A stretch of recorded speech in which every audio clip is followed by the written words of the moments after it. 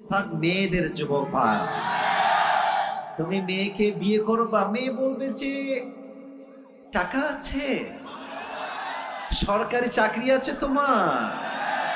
আর কিছু কিছু মেয়ে তো সরকারি চাকরি পাইলে টাকলার সঙ্গে বিয়ের পিড়িতে বসে যায়। আর পেশা হি সব কুছ হ্যায় মেরে দোস্ত। এখনকার মেয়েদের কাছে চরিত্রের চাইতে টাকাটা বেশি ম্যাটার করে যুবক ভাই। বাসও খায় সে লেভেল।